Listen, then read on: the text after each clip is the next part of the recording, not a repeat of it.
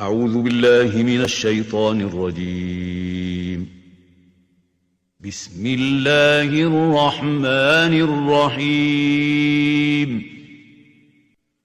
الحمد لله الذي أنزل على عبده الكتاب ولم يجعل له عوجا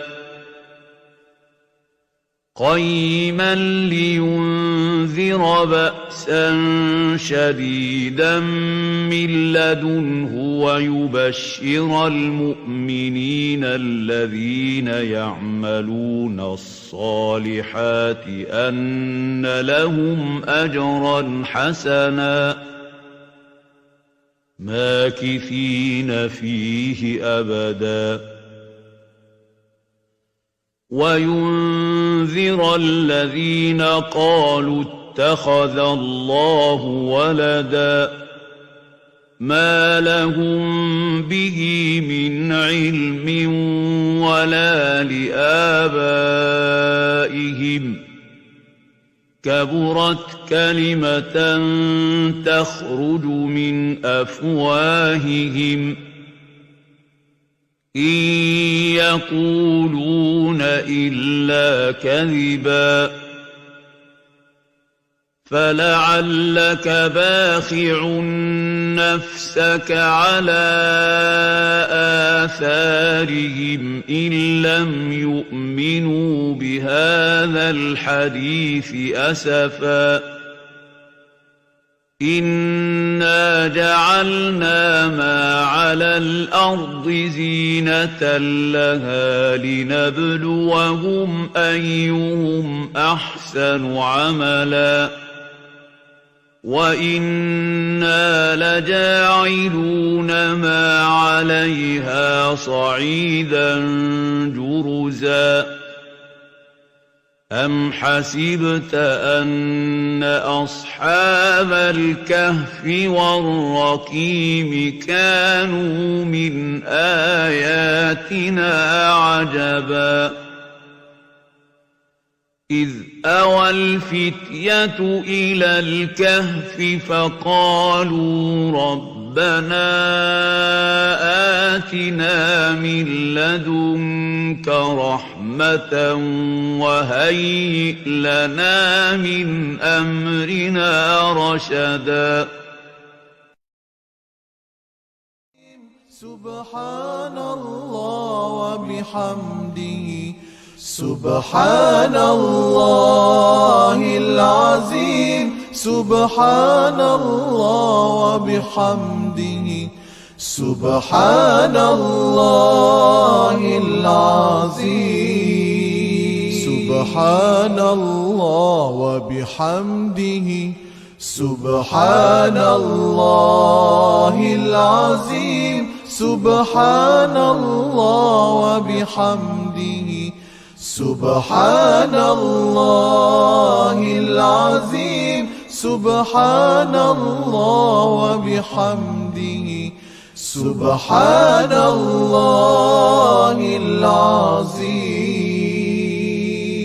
سبحان الله وبحمده سبحان الله العظيم سبحان الله وبحمده سبحان الله العظيم سبحان الله وبحمده سبحان الله العظيم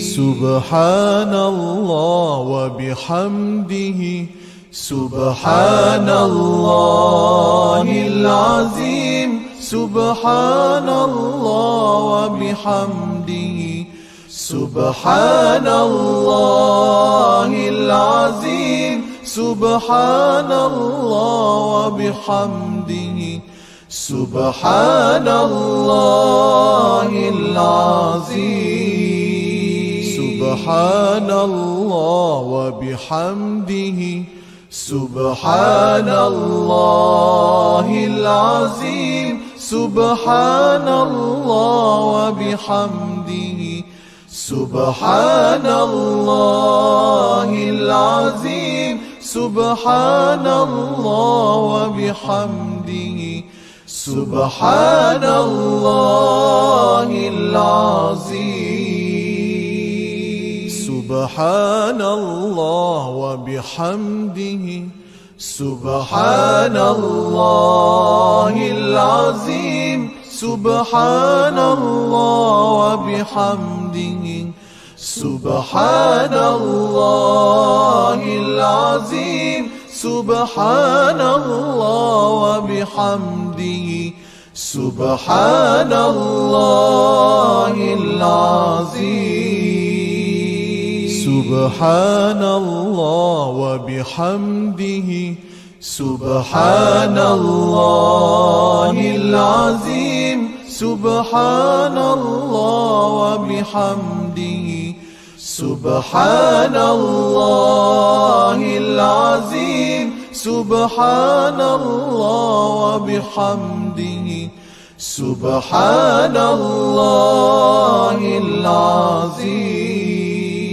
سبحان الله وبحمده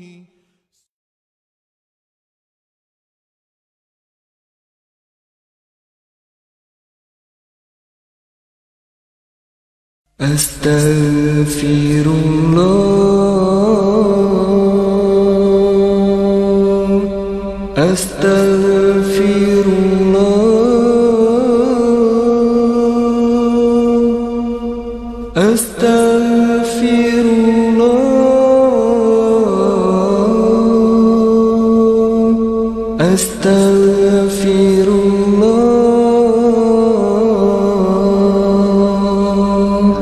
يا الله يا رحمن يا رحيم يا مالك يا قدوس.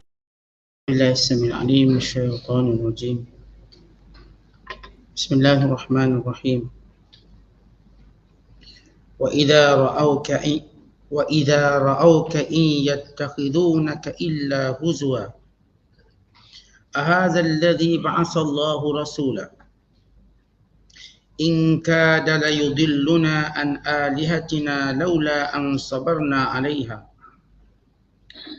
وسوف يعلمون حين يرون العذاب من أضل سبيلا أرأيت من اتخذ إلهه هواه أفأنت تكون عليه وكيلا أم تحسب أن أكثرهم يسمعون أو يعقلون إن هم إلا كالأنعام بل هم أضل سبيلا ألم تر إلى ربك كيف مد الظل ولو شاء لجعله ساكنا ثم جعلنا الشمس عليه دليلا ثم قبضناه إلينا قبضا يسيرا وهو الذي جعل لكم الليل لباسا والنوم سباتا وجعل النهار نشورا وهو الذي أرسل الرياح بشرا بين يدي رحمته وأنزلنا من السماء ماء طهورا لنحيي به بلدة ميتا ونسقيه مما خلقنا أنعاما وأناسيا كثيرا ولقد صرفناه بينهم ليذكروا فأبى أكثر الناس إلا كفورا ولو شئنا لبعثنا في كل قرية نظيرا فلا تطع الكافرين وجاهدهم به جهادا كبيرا وهو الذي مرج البحرين هذا عذب فرات وهذا ملح أجاج وجعل بينهما برزخا وحجرا محجورا وهو الذي خلق من الماء بشرا فجعله نسبا وصهرا وكان ربك قديرا. Sadaqallahul azim. Dan apabila mereka melihatmu wahai Muhammad Mereka hanyalah menjadikanmu ejek-ejekkan sambil berkata, inikah orangnya yang diutus oleh Allah sebagai Rasulnya? Sebenarnya, ia hampir-hampir dapat menyesatkan kami dari Tuhan-Tuhan kami. Jika tidaklah kerana kami tetap teguh menyembahnya. Dan mereka akan mengetahui kelak ketika mereka melihat azab seksa. Siapakah yang sebenar-benarnya sesat jalannya? Nampakkah wahai Muhammad, keburukan keadaan orang yang menjadikan hawa nafsunya Tuhan yang dipuja lagi ditaati? Maka dapatkah engkau menjadi pengawas yang menjaganya jangan sesat? Atau adakah engkau menyangka bahawa kebanyakan mereka mendengar atau memahami apa yang engkau sampaikan kepada mereka? Mereka hanyalah seperti binatang ternak. Bahkan bawaan mereka lebih sesat lagi. Tidakkah engkau melihat kekuasaan Tuhan? Bagaimana ia menjadikan bayang-bayang itu terbentang luas kawasannya? Dan jika ia kehendaki, tentulah ia menjadikannya tetap tidak bergerak dan tidak berubah. Kemudian kami jadikan matahari sebagai tanda yang menunjukkan perubahan bayang-bayang itu. Kemudian kami tarik balik bayang-bayang itu kepada kami dengan berangsur-angsur. Dan dialah Tuhan yang menjadikan malam untuk kamu sebagai pakaian dan menjadikan tidur untuk berhenti rehat serta menjadikan siang untuk keluar mencari rezeki. Dan dialah Tuhan yang menghantarkan angin sebagai berita gembira sebelum kedatangan rahmatnya. Dan kami menurunkan dari langit air yang bersih suci untuk kami hidupkan dengan air itu bumi yang mati, serta memberi minum air itu kepada sebahagian dari makhluk-makhluk kami, khasnya binatang ternak yang banyak dan manusia yang ramai. Dan demi sesungguhnya, kami telah berulang-ulang kali menyebarkan hujah-hujah di antara manusia melalui Al-Quran supaya mereka berfikir, mengenalku serta bersyukur. Dalam pada itu kebanyakan manusia tidak mahu melainkan berlaku kufur. Dan kalau kami kehendaki, tentulah kami utuskan dalam tiap-tiap negeri seorang Rasul pemberi amaran. Oleh itu janganlah engkau wahai Muhammad menurut kehendak orang-orang kafir dan berjuanglah dengan hujah-hujah Al-Quran menghadapi mereka dengan perjuangan yang besar dan bersungguh-sungguh. Dan dialah Tuhan yang telah mengalirkan dua laut berdampingan. Yang satu tawar lagi memuaskan dahaga dan yang satu lagi masin lagi pahit. Serta ia menjadikan antara kedua-dua laut itu sempadan dan sekatan yang menyekat percampuran keduanya. Dan dialah Tuhan yang menciptakan manusia dari air lalu dijadikannya mempunyai titisan baka dan pertalian keluarga, persemendaan. Dan sememangnya Tuhanmu berkuasa menciptakan apa jua yang dikehendakinya. Masih lagi berada dalam penafsiran surah Al-Furqan, surah yang ke-25 pada juzuk yang ke-19, bermula ayat 41 sehingga ayat 54. Ayat-ayat yang kita bacakan ini masih lagi mengkisahkan tentang watak-watak orang kafir, sikap-sikap mereka dan juga perangai-perangai mereka dalam berhadapan dengan kebenaran, berhadapan dengan Rasul, dengan Nabi Muhammad sallallahu alaihi wasallam yang diutuskan. Serta sebagaimana kebiasaan surah Makkiyah, Allah mendatangkan dalil-dalil ketuhanan, keesaan, kekuasaan. Fikir bahawa mereka berada dalam kesesatan kalau mengadakan sekutu bagi Allah, atau menyembah selain dari Allah, atau meminta pertolongan selain daripada Allah, atau apa sahaja sandaran selain daripada Allah SWT. Kata Allah, wa idza ra'auka in yattakhidunaka illa huzwa. Dan apabila mereka melihatmu wahai Muhammad. Maksudnya, di antara sebab turunnya ayat 41, ayat ini diturunkan kepada Abu Jahal, pemimpin musyrik Mekah. Bila mana Nabi SAW lalu di hadapan Abu Jahal bersama para sahabat yang beriman, maka Abu Jahal mencela, menganjingnya, mengejeknya sambil berkata, ni ke Rasul? Ini ke Rasul? Ini ke Nabi? Kata Allah, wa idza ra'auka, bila mereka melihatmu wahai Muhammad, in yattakhidunaka illa huzwa, mereka sentiasa menjadikan kamu bahan sendaan. Mereka sentiasa menjadikan kamu untuk diejek-ejek. Artinya langsung mereka tidak mau menghormati Nabi SAW. Kalau dahulu mereka tidak mau menerima keesanan Allah. Mereka tidak mau menerima Al-Quran yang diturunkan. Mereka tidak mau menerima kerasulan Nabi Muhammad SAW. Sekarang ayat ini menceritakan mereka mengejek pribadi Rasulullah. Tahap-tahap kekufuran mereka. Daripada tolak keesanan Allah, menolak wahyu Allah, menolak kerasulan Nabi Muhammad SAW, mempertikaikan apakah Rasul begini, sehingga mereka mengkritik pribadi. Mempersendakan Rasulullah. Walhal mereka sebelum ini memuji Nabi SAW. Mereka lah yang memberi gelaran Al-Amin yang amanah, yang jujur. Mereka lah sentiasa menjadikan Rasulullah sebagai hakim kalau mereka berbalah. Sebagaimana peristiwa runtuhnya Kaabah dek banjir. Pada usia Rasulullah 35 tahun, mereka menjadikan Nabi sebagai hakim. Untuk memutuskan siapa yang akan meletakkan Hajar Aswad. Bila Kaabah ditimpa banjir, runtuh, maka mereka bersepakat membina Kaabah kembali.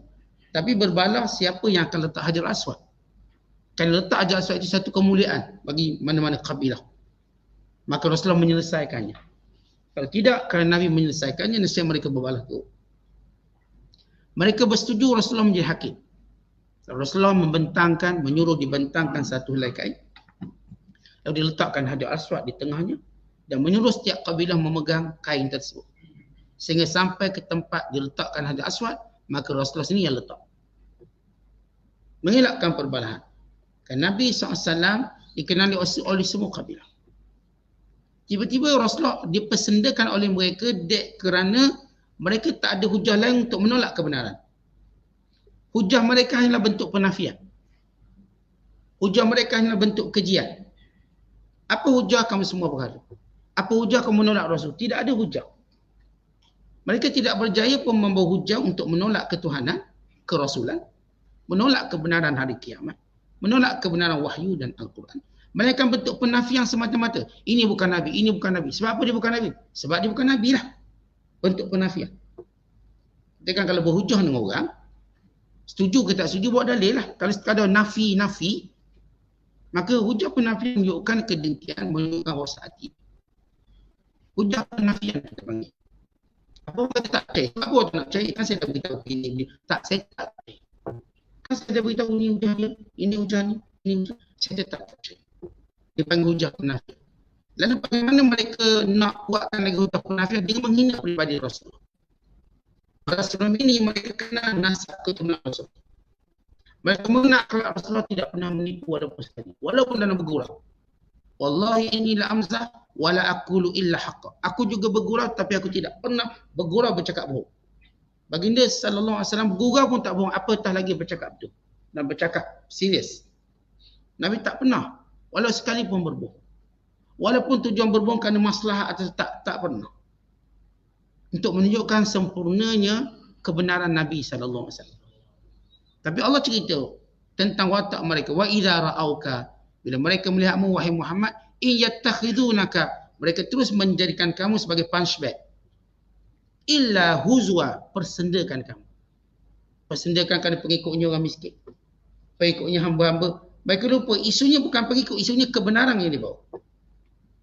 Persendakan sebab Rasulullah tak kaya. Rasulullah tak ada anak lelaki, semua anak perempuan. Kalau ada anak lelaki pun mati semua kecil. Lalu mereka kata, kami lebih ramai anak pada Muhammad. Kamilah patut jadi Rasul. Sebagaimana kata Al-Walid bin Uqbah. Semua hal peribadi Rasulullah mereka cuba serap. Watak-watak Rasul, semua serap. Lalu Allah Ta'ala menceritakan watak ataupun kemuncak mereka menolak para Nabi. Dan ini berlaku pada semua para Nabi. Sebab itu Allah Ta'ala tidak mengutuskan Nabi secara fizikalnya ada kecacatan. Tidak ada. Supaya apa yang mereka katakan itu hanyalah penghinaan yang mereka buat-buat. Bukan kebenaran. Tidak ada seorang pun Rasul yang Allah utuskan ada kecacatan. Buta mata ke, kaki tempang ke, jari kudung satu, tidak ada. Semuanya sempurna. Apatah lagi Nabi akhir zaman. Rasulullah SAW secara fizikal sempurna. Semua sempurna. Baik ketinggian, baik sudut kekuatan, baik sudut handsome, cantiknya. Kalau tidak mereka terus persendakan. Mungkin mereka kata Nabi ni hitam orangnya. Nabi ni begini pendek orangnya. nabinya begini. Tak, Allah tidak izinkan. Bukan daripada keturunan Rasulullah sendiri, lahir daripada pemimpin.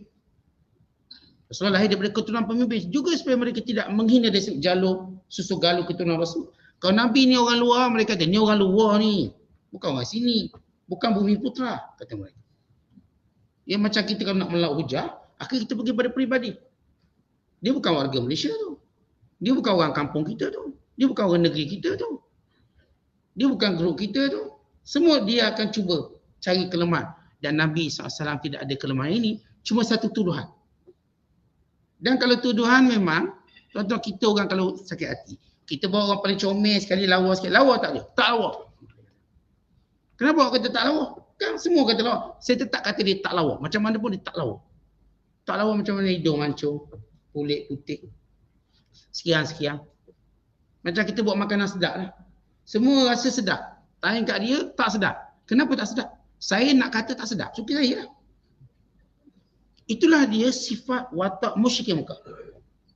Waktu mereka menolak Rasulullah, kenapa tolak Rasulullah? Kamu kena nasabnya, keturunannya. Kamu tahu dia tak gila, kamu tahu dia bukan ahli sihir, kamu tahu dia bukan berpenyakit, kamu tahu. Kenapa? Kami tetap tak nak percaya. Itu sindrom penafian.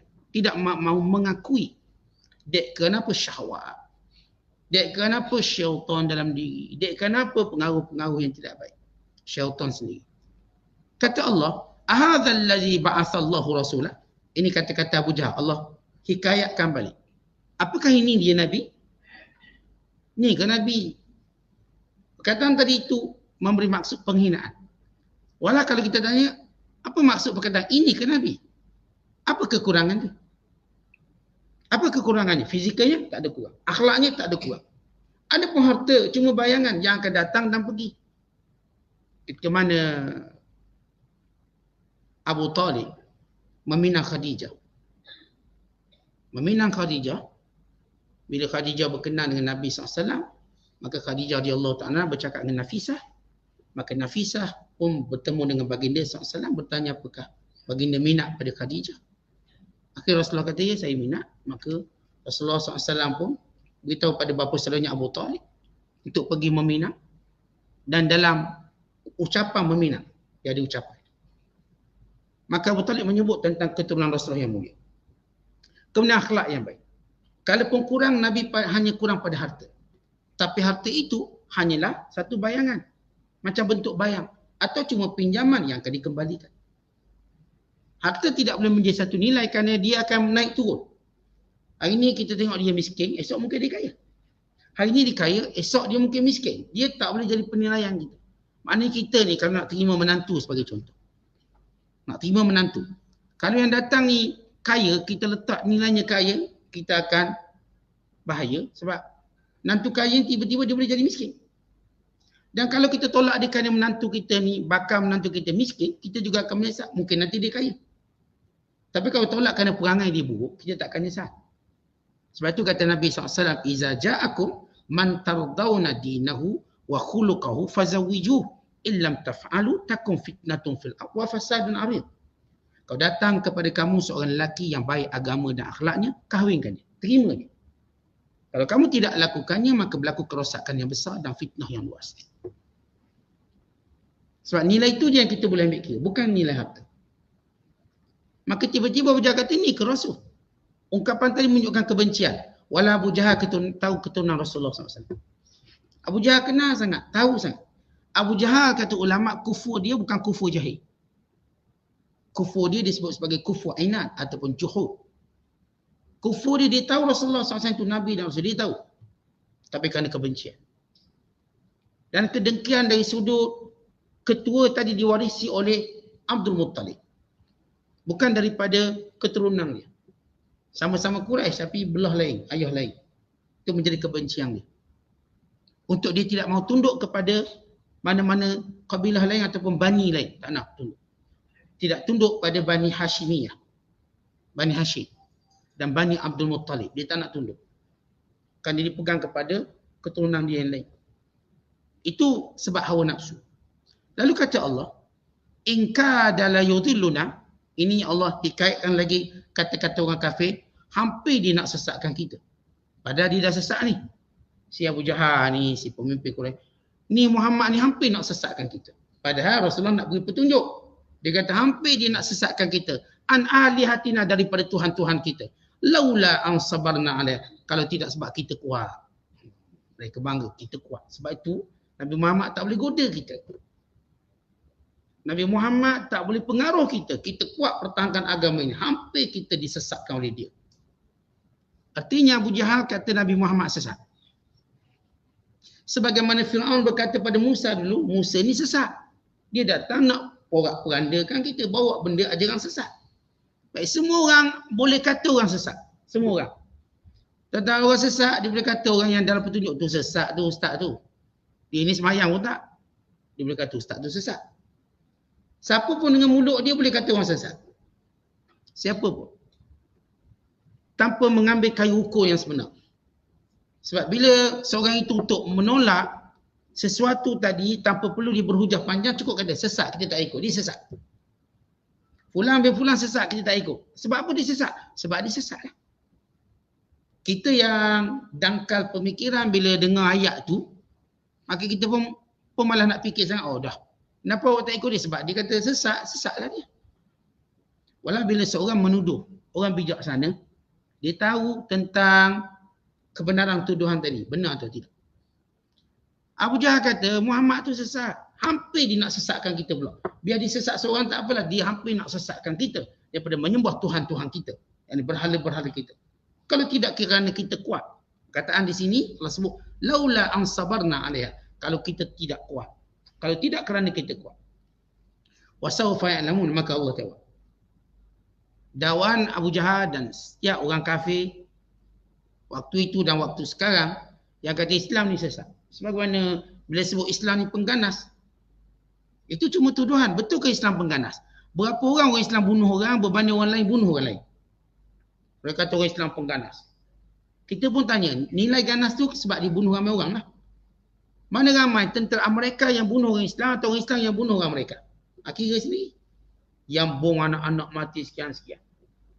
Yang Yahudi pun kata, orang Islam Filastin pengganas, teroris. Mereka minta Amerika masukkan label senarai teroris, Hamas, Jihad Islami, semua mujahidin yang pertahankan Palestin. Lalu kita tanya dia, berapa ramai orang Palestin bunuh Yahudi berbanding Yahudi bunuh Palestin?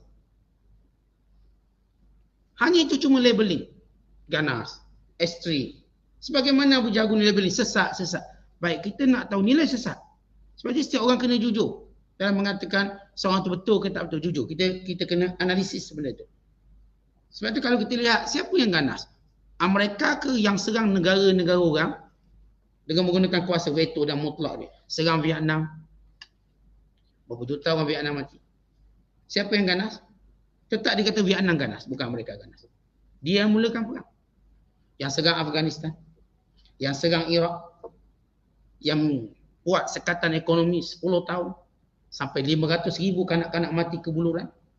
Dan tempoh sekatan ekonomi bermula tahun 1990 sampai tahun 2000 sebelum mereka serang tahun 2003.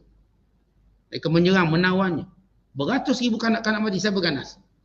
Tetap kata orang Islam juga ganas. Mereka pun buat penjara, masukkan semua orang Islam ganas. Maka tak ada ganas, dijanggut, pakai serban.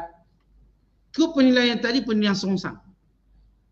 Maka demikian cara orang kafir untuk menolak kebenaran. Mereka letak satu label. Dan demikian juga orang-orang yang lemah hujah. Dalam menolak kebenaran, mereka letak je satu label.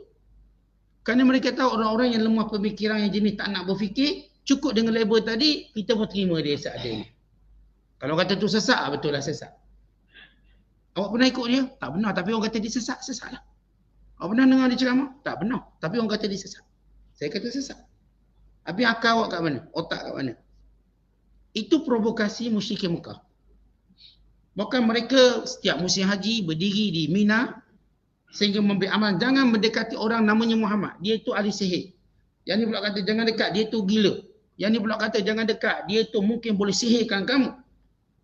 Sebagai orang-orang Madinah kata, macam bagaimana kita boleh percaya dengan sekadar dakwah itu? Bukankah kita orang cerdik pandai? Kalau dia orang ahli sihir, kita tahu cara nak batalkan sihir. Kalau dia orang gila, kita tahu bicara orang gila. Kalau dia orang baik, apa salahnya kita dapat kebaikan? Akhirnya sebahagian orang Madinah, Aus dan Khazraj, mendekati Rasulullah pada musim haji. Lalu mereka dapati ini bukan orang gila. Susunan perkataannya lain. Dan dia bukan penyair kerana syair boleh dicabar. Dia bawa satu wahyu dari Allah. Akhirnya berlangsunglah perjanjian Aqabah pertama. Dan orang-orang Madinah balik cerita tentang lelaki yang dilabel tidak sebagaimana dilabelkan. Dia orang, kami tengok orang baik, kami tengok dia orang yang inginkan kebaikan untuk kita, dan kami lihat mereka boleh satukan kita. Datang perjanjian Aqabah yang kedua. Sehingga peristiwa hijrah. Sehingga Rasulullah SAW berjaya membuang label yang disebut oleh orang-orang musyrikin Mekah ini. Dengan tertegaknya negara Islam Madinah. Maka tersebut Islam, maka segala dakwah atau provokasinya hancur. Baik, kembali pada ayat kita. Wasaufa ya'lamuna hina yarawna al'adzab man adallu sabila. Kata Allah, semua akan tahu siapa yang sesat ketika mana melihat azab. Maka Allah menjawab tuduhan yang mengatakan Muhammad itu sesat. Muhammad itu bukan seorang Nabi. Kata Allah SWT, semua orang akan tahu nanti pada hari kami akan bentangkan azab. Tengok siapa yang sesat. Kita akan tengok. Ara'aita man ittakhadha ilahahu hawah. Maka Allah menyebut jawapan kedua. Bila orang musyrik Mekah, orang kafir menuduh kepada Nabi SAW dan ajaran yang saya bawa, maka Allah jawab pertama, kita akan tahu siapa sesat. Nanti semua orang akan mati menghadap Allah. Allah akan bentangkan azab. Tengok masa tu, kita tahu siapa sesat. Yang kedua, kata Allah, sebab mereka menolak dan label ini kerana mereka mengikut hawa nafsu. Bahkan mereka telah menjadikan hawa nafsu itu Tuhan. Kata Allah, ara'aita man ittakhadha ilahahu hawa. Tidakkah engkau melihat orang yang menjadikan hawa nafsunya sebagai Tuhan? Afa anta takunu alaihi wakila. Dan kamu tak mampu untuk mengawalnya. Kata orang kalau dah jadikan hawa nafsu sebagai memutuskan suatu perkara, maka tak boleh buat apa lah, kita ikut nafsu. Orang dah ikut nafsu, tak nak guna otak dan akal. Walau yang patut kita gunakan otak dan akal bukan nafsu. Nafsu itu tersimpan padanya dendam, benci. Itu nafsu. Manakala kalau akal itu sifatnya lah mencari kebenaran, mencari nur. Itu sifat akal. Tapi bila orang tak nak guna akal, mereka guna nafsu, maka sampai bila mereka tak akan dengar kebenaran dan berfikir kebenaran. Maka pokoknya, asasnya kerana mereka mengikut nafsu. Am tahsabu anna aktsarahum yasma'un aw ya'qilu? Apakah kamu menyangka orang yang sudah dikuasai nafsu ini ada keinginan untuk mendengar? Atau keinginan untuk mereka berfikir? Tak akan ada. Sebab tu kita kalau jumpa orang, kalau orang ni jenis tak betul, kita kata jangan ikut nafsu. Fikir sikit. Orang-orang yang tak fikir masa depan, yang tak fikir kebaikan, keburukan. Kita tahu orang ni memang ikut hawa nafsu. Lalu kita kata pada ikut sikit. Kamu ni kan ada otak. Fikirlah sikit. Kamu kan ada akal. Fikirlah sikit. Dengarlah orang nasihat tu. Kerana orang yang mengikut nafsu, dia tak akan dengar dan dia tak akan fikir. Dan bagaimana kita berharap orang yang tak dengar dan tak fikir dapat kebaikan? Tak akan ada. Orang kalau dia pertama tak nak dengar, yang kedua dia tak nak fikir. Dia tak nak fikir apa yang dibuat, yang dikata ikut nenek moyang tu betul ke salah. Dan dia pun tak nak fikir apa yang dibawa oleh Rasul tu betul atau salah. Tak nak fikir. Walau manusia ni, Allah memang menjadikan manusia makhluk yang berfikir. Tetapi kita bukan macam binatang. Binatang bukan makhluk yang berfikir. Habis ada binatang nampak macam difikir je. Itu dia kerana dipanggil proses pelaziman. Latihan, train.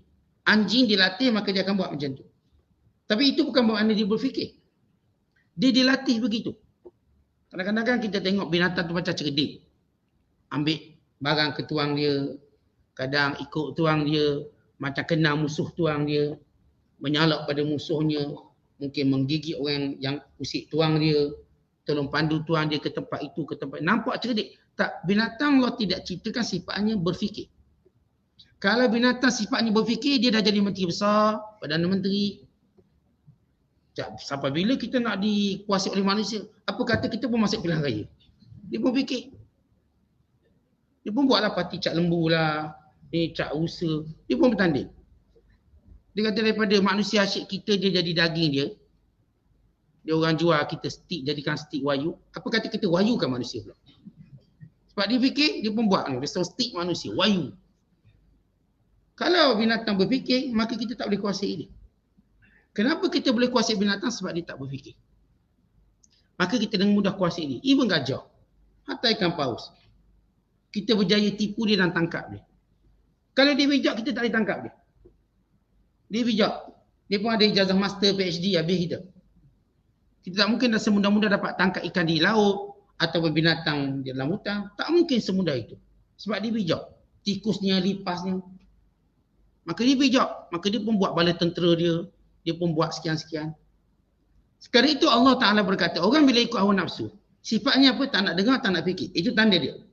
Dan bila begitu, mereka ini seperti binatang, kata Allah. Kata Allah dalam ayat berikutnya, inhum illa kal an'am.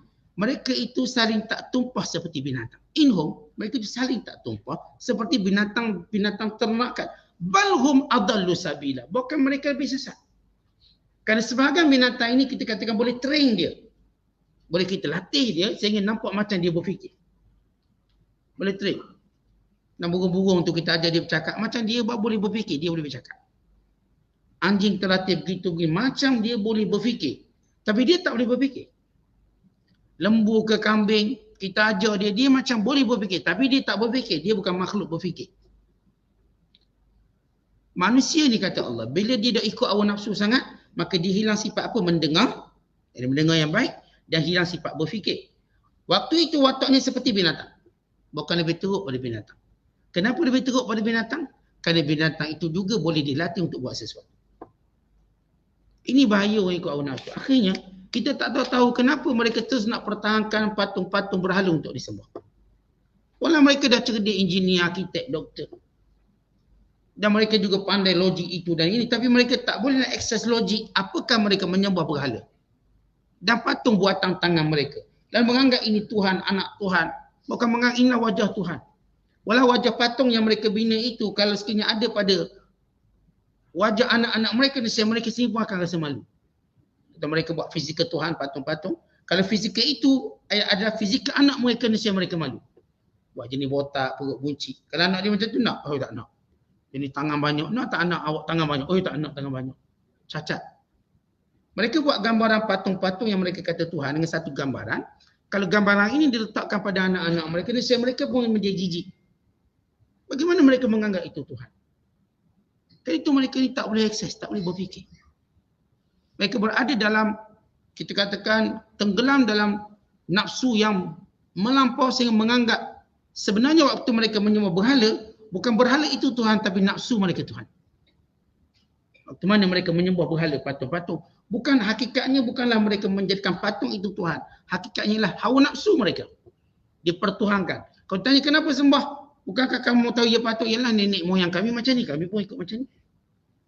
Bukan macam saya selalu jawab. Kalau cerita nenek moyang, kita nak kes tak mana nenek moyang. Kalau ternyata nenek moyang kita pertama Adam AS menyembah Allah. Bukan dalam kajian sejarah. Kita baca sejarah zaman Paleolitik, Mesolitik, Neolitik. Mereka bersepakat zaman Paleolitik tidak ada penyembahan berhala. Tapi oleh kerana jiwa keberhalang ada pada diri mereka, mereka menganggap zaman ini zaman tak ada agama. Bukan tak ada agama, tak ada berhala. Hanya kerana mereka tak jumpa penemuan berhala-berhala di kampung itu, di negeri, yang mereka kategorikan sebagai zaman Paleolitik. Zaman ni kata mereka dalam, kita katakan, kajian mereka, zaman ni tak ada agama sebab kami tak jumpa berhala. Ya kerana mereka ketika itu bertuhankan Allah. Bila mereka jumpa kesan-kesan berhala, lalu mereka kata, zaman ni ada agama. Kerana mereka dah, dalam otak mereka agama itu mana sembah berhala. Tak sembah berhala tak ada agama. Kerana mereka ingin nampak Tuhan yang disembah. Jiwa keberhalaan. Oleh sebab itu kalau saya katakan mereka sebut nenek moyang. Kat mana nenek moyang? Nak start kat mana nenek moyang? Atuk nombor 3, nombor 4. Bukankah atuk yang atas lagi boleh kita kata nenek moyang? Maka nenek moyang kita. Bukan asal kita daripada Adam. Berasal dari syurga itu sendiri. Bukan Allah jadikan manusia ini berketurunan Nabi. Untuk apa? Kenapa Allah jadikan manusia pertama Adam itu Nabi dan Rasul? Dengan kesepakatan ulama. Supaya kita tahu kita keturunan Nabi dan Rasul. Supaya tidak ada jiwa berhala dalam diri kita. Bukan yang ada jiwa tauhid. Tentang gini, kalau kita tahu atuk kita ni orang alim, maka kita tak akan ada jiwa kejahilan. Maksudnya kita tak akan redha dengan kejahilan. Sebab saya ni anak tok guru. Atuk saya pun tok guru ngajar Masjidil Haram. Saya punya atuk, pada atuk mengajar kat Masjid Nabawi. Apakah orang macam ni bila dia tahu keturunan dia keturunan tok-tok guru, redha kejahilan dalam diri dia? Tak, dia pun akan belajar lah. Apatah kita tahu kita ni keturunan Nabi. Nabi Adam AS. Bukan keturunan Rasul, Adam AS. Dan kita ni datang daripada asalnya syurga. Supaya kita berfikir untuk kembali ke kampung halaman kita sebenarnya, yakni syurga. Tempat asal-usul kita. Tentang orang macam umumnya cari asal-usul nenek moyang ni kat mana. Asal-usulnya kat India. Pergi India tu, cari keturunan dia. Betul lagi bila kita tahu asal-usul kita dari syurga. Allah jadikan Adam, dia letakkan dari syurga. Supaya semua orang berfikir untuk kembali ke tanah air yang sebenarnya itu syurga. Dan kita keturunan mulia yang tidak pernah menyentuhkan Allah. Yang keturunan Nabi. Maka ini nenek moyang sebenar. Hatta waktu musyrik kata nenek moyang. Baik, nenek moyang itu siapa sebenar? Kita ambil daripada orang yang pertama bina Kaabah. Siapa bina Kaabah? Ibrahim AS. Dan Ismail. Lalu ditanya kepada mereka, apakah Ibrahim pernah menyembah berhala? Tak ada. Kerana mereka tahu sejarah berhala itu bukan zaman Nabi Allah Ibrahim. Nabi Allah Ibrahim tidak menyembah berhala. Bahkan menyembah Tuhan kepada Kaabah. Yakni Allah Ta'ala. فَلْيَعْبُدُوا رَبَّ هَذَا الْبَيْتِ الَّذِي أَطْعَمَهُم مِّن جُوعٍ وَآمَنَهُم مِّن خَوْفٍ. Maka hendaklah kamu menyembah Tuhan kepada rumah ini yang memberi rezeki dan mengamankan daripada ketakutan. Maka apakah Ibrahim pernah menyembah berhala? Musyrik berkata tak pernah. Tapi bagaimana kamu kata nenek moyang sembah berhala? Apakah Nabi Ismail menyembah berhala? Mereka kata tak pernah. Bagaimana kamu kata nenek moyang sembah berhala? Sedangkan mereka tahu berhala itu dibawa oleh pemimpin mereka bernama Amr bin Luhai, laknatullahi alaih, yang pergi ke Syam, ke Balqa, tengok sana orang sembah berhala, lalu tertarik kerana hawa nafsu, bawa pulang berhala, letak dekat Kaabah. Akhirnya itu berkembang biak menjadi banyak. Mereka tahu yang pertama bawa berhala bukan Ibrahim, tapi Amr bin Luhai. Siapa dia? Yang pertama menyeleweng agama Nabi Allah Ibrahim AS. Sebab tu cerita datuk nenek moyang kat mana? Kalau sejarah muka bermula daripada Ibrahim dan Ismail. Ternyata datuk nenek ini bukan sekadar Nabi dan Rasul, menyembah Allah yang satu. Dan itu Allah SWT menyatakan mereka ini seperti binatang kerana mereka daya fikirnya hilang. Dan pendengarannya juga hilang. Tentang binatang, nampak telinga dia besar. Besar telinga dia, gajah besar mana telinga. Dia boleh buat kipas telinga dia. Besar telinga dia. Dan memang gajah-gajah gunakan kipas untuk sejukkan badan. Gunakan telinga dia untuk sejukkan badan. Dia kipas untuk sejukkan badan. Semua telinga binatang nampak sempurna. Baik, besar. Tapi Allah tak jadikan binatang telinga dia tadi untuk mendengar berfikir. Tidak. Walau sebesar mana pun. Dia cuma dengar untuk bereaksi menyelamatkan diri atau mencari mangsa. Dia dengar benda yang mengancam dia, dia lari. Dia dengar benda yang menarik dia, dia kejar dan ditangkap. Setakat itu. Dia bukan dengar lepas tu nak jadi cerdik. Kalau tidak, ayang-ayang dekat universiti, dekat pondok-pondok semua bijak belaga. Sebab dia dengar ustaz kuliah tiap-tiap hari. Ayang-ayang kat luar tu dengar kuliah. Dan dia pun tak tidur masa kuliah ayang. Kita dia tidur. Patutnya dia alim pada kita. Dengar, tak bergerak ayang tu. Tapi telinganya bukan mendengar untuk berfikir. Bukan. Mendengar sesuatu yang mungkin beri ancaman pada dia atau sesuatu yang akan menjadi makanan dia. Itu dia tujuan dia dengar. Kita tujuan mendengar untuk memperbaiki diri. Untuk jadi baik. Untuk jadi pemimpin. Memimpin orang-orang yang berada di sekitar kita, yang kita sayang. Untuk berada pada jalan yang lurus, jalan yang baik. Itu tujuan kita dengar. Itu tujuan kita mendengar setiap perkataan. Sebab itu Allah ajar, Allah menyebut sifat orang beriman, alladzina yastami'una al-qawla fayattabi'una ahsana. Orang yang sentiasa mendengar perkataan yang baik dan melakukan yang terbaik. Kita dengar tu baik dah, tapi kita akan buat lebih baik. Tentang kita punya orang, nilai iman, prestasi iman kita. Setiap kali kita dengar tu baik, ya baik. Kita nak buat lebih baik daripada apa yang kita dengar. Kita dengar fulan bin fulan, mereka dia buat ibadat macam ni. Kita nak buat ibadat lebih baik daripada dia. Kita dengar fulan bin fulan, dia derma banyak ni. Kita nak buat lebih banyak daripada itu. Kita dengar fulan bin fulan, tolong orang tu, tolong. Kita nak tolong lebih ramai orang. Itu watak orang beriman. Bila dengar benda baik, dia akan buat lebih baik. Dia bukan dengar benda baik, dia buat separuh baik. Atau buat kurang baik. Bukan begitu watak kita. Ini sifat orang beriman bila dia dengar sesuatu untuk dia buat baik. Binatang dia dengar sesuatu bukan dia nak buat baik. Ayam, kambing dia pun dengar sesuatu, dia pun jadi baik. Pagi-pagi tolong kita. Buat baik. Kita pun tak kerja, dia datang. Nak makan saya kan ambil. Baik. Tak, dia tak akan ada sifat itu. Kerana telinga dia tak berfungsi macam tu. Telinga kita berfungsi. Semua orang kalau dibuka ruang untuk mendengar, dia akan pilih untuk jadi baik. Hatta kalau dia gangster bersawak. Dia gangster ni. Tapi dengar orang nasihat baik. Saya pun nak jadi gangster baik lah. Gangster baik. Akhirnya ramai gangster jadi gangster baik. Digunakan Samsin dia tadi untuk pertahankan rumah Allah. Digunakan kekuatan Samsin tadi untuk belasah orang yang menghina Nabi SAW. Ni gangster ni. Ada gangster-gangster ni tunjuk perasaan dekat funfair. Funfair. Orang kata awak kan berjudi juga. Dia pun berjudi juga gangster ni. Judi. Tapi dia ni proses funfair. Funfair ni macam dalam tu ada judi lah. Dia macam carnival. Dulu-dulu carnival tu banyak bentuk-bentuk judi. Sekarang pun. Jadi dia pun bantah. Dia kata walaupun saya berjudi, paling kurang saya menghalang keturunan saya dan orang lain daripada berjudi. Tu saya sayang Allah lah. Artinya dia berfikir baik juga. Macam ayah-ayah kita lama-lama dulu lah. Dia isap rokok tapi tak bagi anak dia isap rokok. Kau isap rokok pergi sekolah isap rokok. Ampun nak isap rokok. Jangan isap rokok. Dia isap lagi. Batang yang kedua. Jangan isap rokok. Maksudnya dia nak suruh anak dia lebih baik pada dia. Kau ponten sekolah dia pun pukul anak dia. Tak apa, kenapa ponten sekolah? Padahal dia dulu bukan sekadar ponten sekolah, belasan cikgu. Dia dulu. Tapi dia tak mungkin sebab dia berfikir dia tak nak anak dia jadi macam dia. Walau dia tak lulus sekolah, dia tak bijak sekolah, anak dia mesti lebih baik. Jangan lawan cikgu. Kenapa? Itu cara manusia bila dia berfikir. Walau dia teruk, dia tak nak keturunan dia teruk. Dia nak keturunan baik. Walau dia tak pandai ngaji, anak dia pandai ngaji. Alhamdulillah anak saya 3 orang dah hafiz. Habis awak, saya tak reti ngaji Ustaz. Takkan tak nak belajar dengan anak. Dia cukup dengan anak dia. Walaupun itu juga cara salah. Patut dia belajar lah. Tapi ada orang yang bagus. Dia malu nak belajar dengan orang. Dia suruh anak dia pergi belajar. Anak dia balik, anak dia kena ajar dia. Akhir anak dia pandai, dia pun pandai. Ada orang dia nak cover malu dia. Tapi itu sifat manusia bila mendengar. Kerana itu bila hilang sifat ini kata Allah mereka seperti binatang. Walaupun telinga besar, fungsinya tidak ada. Bahkan lebih sesat pada binatang. Kerana binatang itu ternyata lebih beri manfaat dalam kehidupan manusia. Berbanding orang ni bila tak dengar, dia datangkan mudarat pada manusia. Maka dia menghalang orang buat baik. Dia menghalang jalan-jalan kebaikan. Dia hasut orang pula untuk membenci kebaikan. Binatang-binatang, di sebalik dia walaupun tak dengar itu dan ini, tapi dia beri manfaat. Dia beri susu, dia beri kulit, dia beri daging. Bahkan dia menghiburkan manusia binatang-binatang ini. Maka ini bila Allah menyamakan manusia dengan binatang.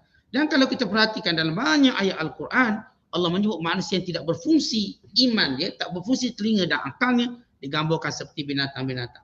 Wa imma seperti kaldai, wa imma seperti binatang ternakan, wa imma seperti anjing. Ini semua ta'bir yang ada dalam Quran. Untuk menunjukkan hinanya manusia. Bila kamu mengikut hawa nafsu, kamu teruk pada binatang.